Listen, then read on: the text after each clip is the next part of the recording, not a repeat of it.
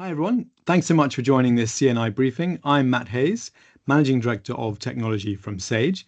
As you can tell by my very cozy hoodie here, which I'm wearing on a very cold Christmassy day here in London.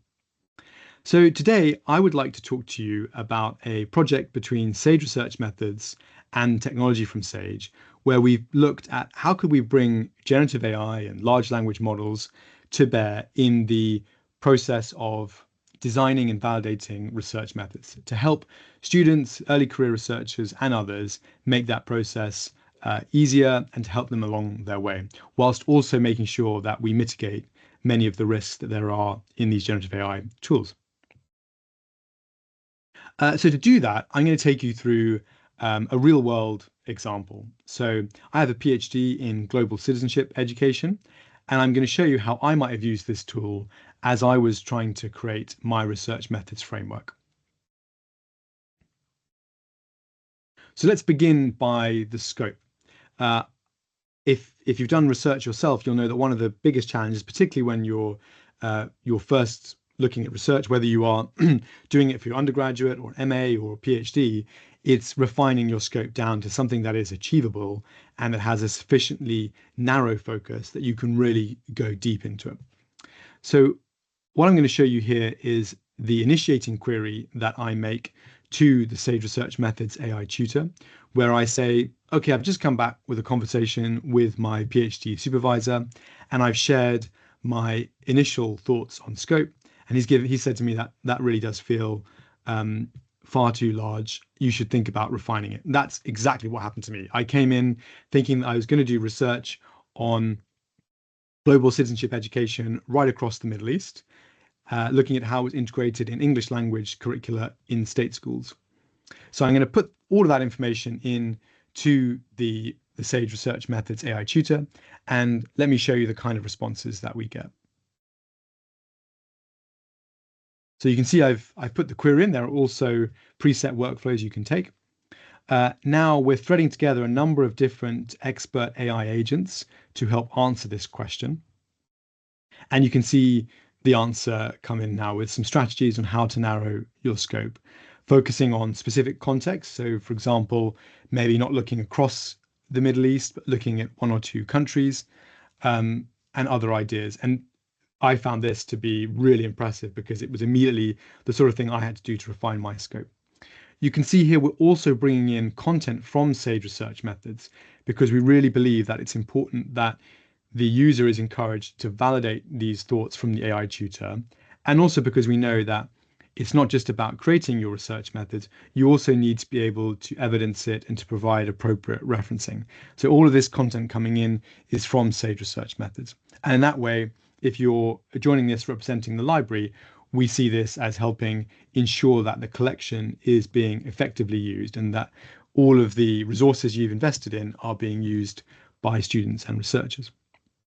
Before I move on to another example, just want to highlight that you can see at the top here, we start to put a summary of the conversation with the AI tutor. So you can see that summary at the top. That's a helpful way of reminding the user what's happening as they engage with the AI tutor.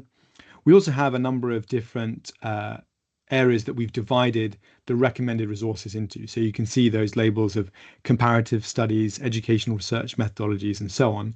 You can click on those to narrow the recommended content to just those titles.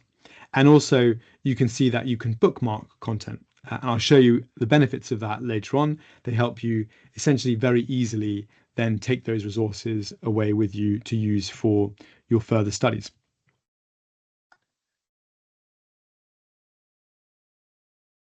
So now we're going to look at a second example.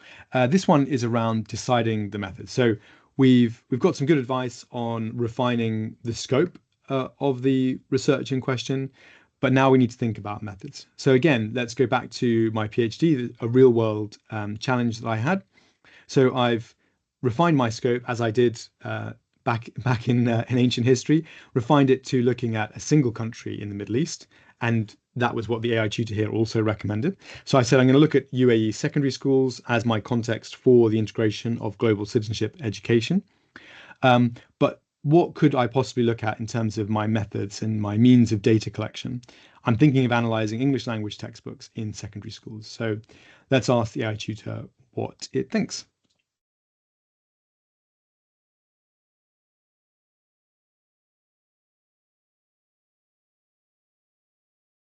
Here we go. So it's looking at qualitative analysis, content analysis, text analysis, as well as quantitative analysis around surveys that I could do with teachers to measure the impact of the integrations, maybe mixed methods to bring the two together. A really helpful overview of, in fact, all of the different methods that I considered. And you can see here, I've narrowed it down now to textbook analysis. I'm only looking at those resources pertinent to that, because ultimately that is what I decided to do for my own methods. So again, really helpful. Access to all of that expertise on the Sage Research Methods side, as well as being able to show me what resources I can use when I'm having to write up my research methods chapter and say, this is the kind of textbook analysis I'm using and the various methods in place, knowing how important that referencing of my methods is.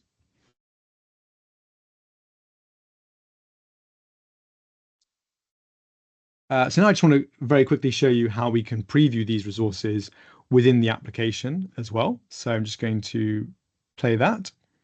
So you can see I'm going to click this particular item of content. I can now preview that content, get a bit more information about it, see all of the pertinent information, and that will help me then decide whether I want to bookmark that and use that for later on.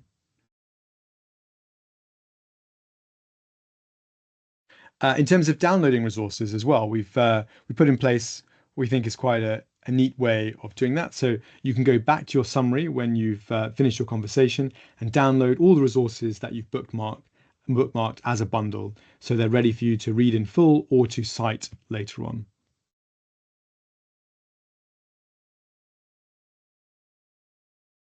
Now, this is a bit of a fun example, but also I think makes what I hope is a serious point, which is that one of the benefits we've realized in some of the early trials with students of this AI tutor is the benefits of a safe space in which the student or the early career researcher can check their understanding on certain things, can float ideas. So, to give you an example for me, I still don't really understand Foucault, if I'm honest. I don't think I ever did. Um, but it came up constantly in my research from my supervisors right through to my viva at the end of my research. So here's my question to the AI tutor. My supervisor keeps telling me I should be using Foucault in my methods. I understand that Foucault is all about power dynamics, but I'm already referencing other scholars. Why is Foucault so essential to reference? And let me just show you the conversation there. So we get a nice overview of Foucault here, the theoretical basis of this power relations, power dynamic context from Foucault, and the idea of using that around discourse analysis. But then, and also connecting it back to why it's relevant to my particular chosen research topic. But this is what I like now as well. So now I can just say, please explain it to me. How long have I put in? As if I'm an 8-year-old. There you go. So really simplified, which is a kind of question that might be a bit awkward to say with your supervisor. So here we go, a nice little explanation for an 8-year-old. And of course, all these are benefits that we know that generative AI is quite good at in synthesis and helping us understand content in and information in new ways. So I think that's a really great example of this safe space area. This doesn't replace anyone or anything, but it can help improve outcomes for students and help them take some of those conversations away into a safe space and then come back to their supervisor and explore it more in depth. So having showed you around the tutor, just want to explain some of the context behind it. So in terms of our design principles, we wanted to make this uniquely Sage, uniquely from the Sage Research Methods team. So in the way that we created that tutor, the prompts that we set up, we put in a lot of the expertise from the team behind Sage research methods from the editors and from the expert authors that we have access to. So, what is the best practice around research methods? What are the common misconceptions or issues that someone may come up with when they're trying to create their research methods, and what are the steps that they go through? And you can see that a little bit in my example, that it is fairly common to start with refining the scope and then moving into uh, the design of your methods. So that all was a part of how we created the tutor and the approach that it takes. We also wanted to be sure that this was empowering and facilitating users, so more of a coach or a tutor than doing this for them. The intention is very much not to say, write me a research methods chapter. In fact, if you do that, the tutor will return a reply that says, I can't do that for you. That's something you should do yourself, but it will give you suggestions for how to approach it.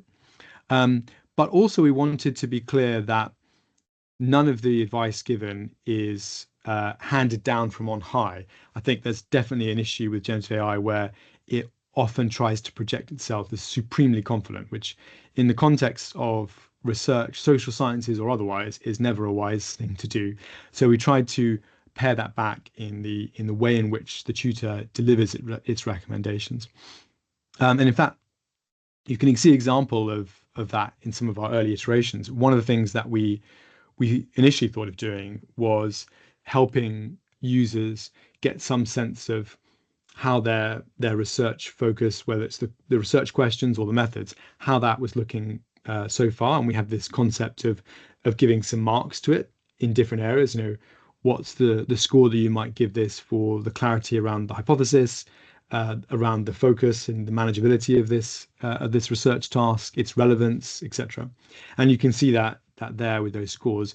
We decided not to do that in the end. We thought that surfacing those scores gave the wrong appearance of confidence and accuracy, which is not appropriate. So we removed that and made it clear that the AI tutor is there to support, but it is not always going to be completely accurate. And in fact, it's not meant to be. It's meant to provide a guide, and it's really for the user to come up with their answers and their preferred approach. We also wanted to improve the discoverability around the Sage Research Methods content. So we wanted to make it easier for users to find the content that they need.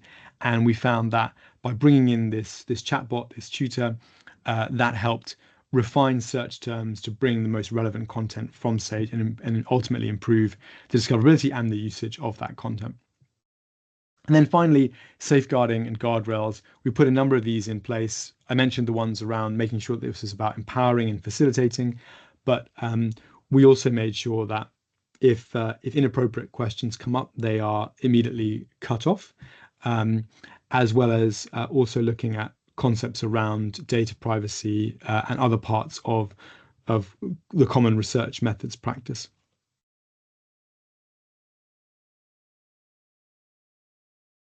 Give you a little bit more information, which we'd be delighted to share with others that are interested. And please do email me after if you'd like to. We found that one of the ways that we could embed our unique understanding of research methods into the design of the tutor was breaking the tutor up into several tutors. So actually, we have multiple agents behind every query and response. And you can see all these different agents here. So without going into it boring you with too much detail, we realized that we needed to design the prompts for an agent that was an expert in methodology.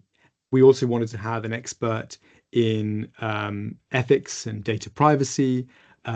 We wanted to have an expert in searching through the Sage Research Methods content, and so on and so forth. So we tried to break down all the different parts of providing the best possible advice for your own research methodology into all those different areas. And we found that really helped make sure that everything was covered as it should be in a reply to the user, and it didn't lean one way or the other. We found that if you just did this with one generic prompt or just did it in ChatGPT, it would tend to go down a particular route. Whereas breaking it up into these agents really helped make sure that all aspects of relevance around research methods were covered. I mentioned a little bit about safeguarding and guardrails. I just wanted to give you an example of that. So this is one, I suppose, around plagiarism or around doing doing the work for the student. So before we put in place the guardrails, you can see that if you said, "Can you write me up a proposal for my data collection?" then the bot would do exactly that, and that's exactly what would happen now in ChatGPT. That it would give you all of the methodology you need and write it up as if it was ready to be slotted into your chapter in your PhD or your section of your article. With the guardrails we put in, you can see here I've said, great, all of your advice so far looks great. Can you write it up as a chapter for my thesis with all the appropriate academic referencing, of course? And you can see the reply now from our tutor. So I can't write a full thesis chapter. Instead, I can help you outline a chapter, provide guidance. So what the tutor has done here is given the different sections of the chapter, which is really helpful. And in fact, when I wrote my own chapter, I looked at other students' successful PhD theses that were shared by my supervisor, which had a structure, and I was very much influenced by that structure. So that's the kind of example of very helpful advice, but not one that in any way takes away from the learning process for the student or the early career researcher.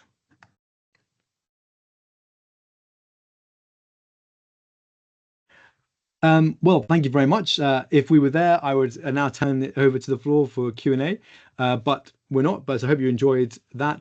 Please do email me, matt.hayes@technologyfromsage.com, or if you already are in touch with a contact from Sage, please message them about this. We'd love to hear from you if you're interested in piloting this at your university. As I say, that pilot starts from January 2025. And we're looking for as much insight and feedback as possible to this new tool. Thank you for your time.